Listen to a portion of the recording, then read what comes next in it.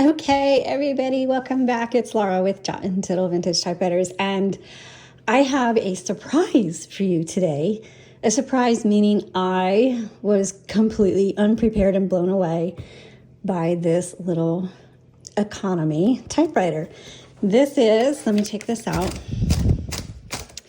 This is a Corona Comet, and it was supposed to be a little economy typewriter. Doesn't even have tabs or any bells and whistles. It's black only. Has a margin release and a backspace, and that's as fancy as it gets. But let me tell you that the performance on this typewriter just blew me away. It just exceeded all my expectations. And so I am excited to tell you about this because a lot of times some of these lesser known models, everybody wants to go for the Sterling and the Standard, something like that. But this is very much a lesser known model. And some of those lesser known models can be surprisingly good. So it's smaller, a little more compact than your Standard or the original Sterlings. And here you can see it just has the Corona. This is before, I guess, it became Smith Corona. So, but it's 1940, so I don't know about that. Anyway, and it doesn't have any logos on the paper plate back here.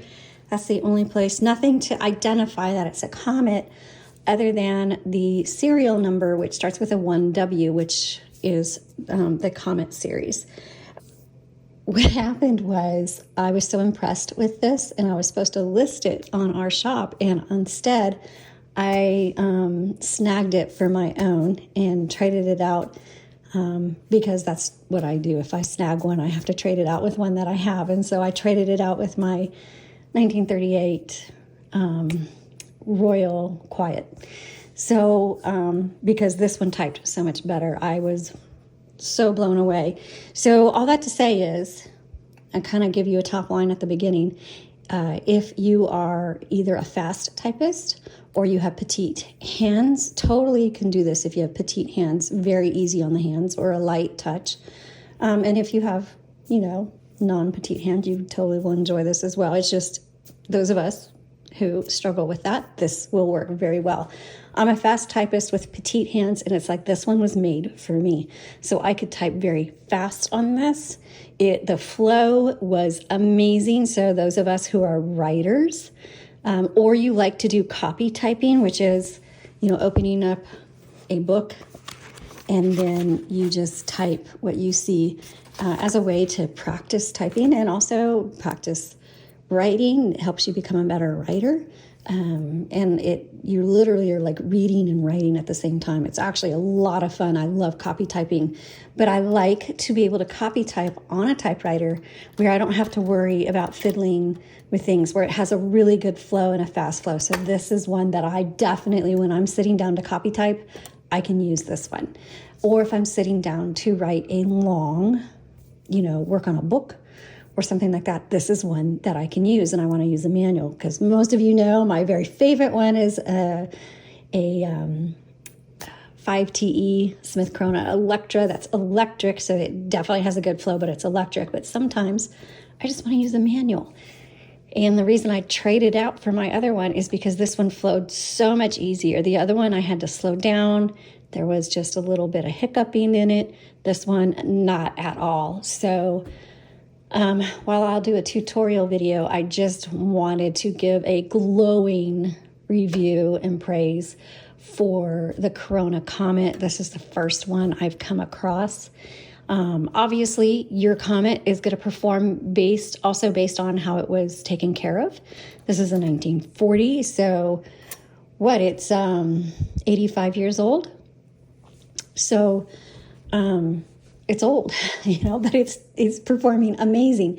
If you do have one and it's not performing great, take it into your local repair person and it'll probably start performing great for you. I just love how this was made. So with that being said, let's go ahead and take a look at it. I'm going to flip it up. And like most typewriters, here are your margin sets. you press and drag. I had mine narrow because I was using a half sheet. Also a reminder, I do recommend, like I take a piece of paper, an 8.5 by 11 letter paper, fold it in half, and that doubles it up. If you don't use a half sheet, make sure you're using a backing paper when you're typing. It just helps protect your platen here. Okay, so that is how you set your margins, press and drag. Then on the right is your paper release, okay? And also behind your paper release on either side is your carriage release. There's the bell. And remember, the carriage is only going to move as far as you have your margins set. So if I move my margins all the way out, now my carriage will move all the way. And normally these are little paper holders. Normally I don't use these because they're really annoying in my personal opinion. So like they're stuck here. But sometimes I do. So it's up to you if you want to put them on there to help keep the paper taut on the platen, or if you want to pull them out to the sides. Okay, on the left side is your line selector. So that's double, here's single. I don't see any. I was gonna say, I don't see a line variable release or platen release on this typewriter. If there is one, I don't know where it is. Okay, so let's open up the top. Put your hand here, pop it up, just gently. It does take a universal ribbon. We have a universal ribbon in here, but it does take a single color, not a double color. Also, if you want to look up for your serial number, it's right here on the right side. Don't know if you can see that. It's imprinted on the metal frame right next to the spool, but it's right there on the right side, okay? Also, the spools just pop in and out. Check out our video selection on how to change out ribbons for more information, but just make sure that it is threaded through the guide wires here, not to mention over here on the vibrator. And I will lift this up if you want to pause it and take a screenshot if you want, just so you can see how it's threaded through, because that really trips people up. I honestly hate changing out the ribbons. My husband is sweet enough to do all of that for me. Also, it's messy. So these are your type bars. This is your typing basket down here. You can close that. And right here is your ribbon reversal. And so, let me reopen that. Let's see, right now it's going this way, and now it's going this way. So when you get to the end of your ribbon, it's not the end of the ink, just reverse it, keep reversing it back and forth dozens of times until you use up all the ink in your ribbon. It should last you quite a while. You have your shift, which they have the floating shift on this one, which is really nice, meaning the shift, let me open this again, the shift moves the typing basket or the escapement. Without a floating shift, it would lift the carriage, and it's a lot heavier, becomes very heavy on the pinky. So the floating shift is just a much easier on your hands, and it's a much smoother action. Okay, when you put the top down, make sure it snaps all the way so that your return handle doesn't scooch along and kind of scrape the top. All right, shift lock is over here, and either side, you just, I guess it's just this side, press down on the main shift and then it'll release it. And then you have your backspace. Remember, backspace does not erase. You have your margin release. I'll show you that here in a second, but before I do that, take a look.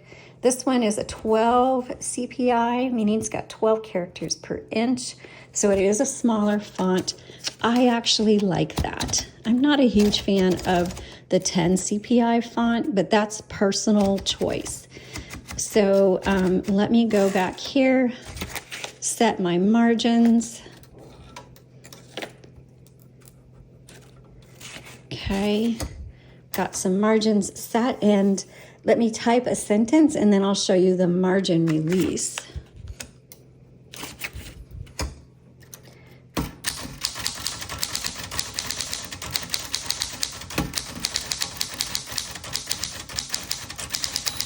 There's the bell.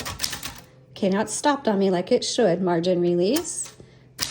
I can finish my word and then go to the next line.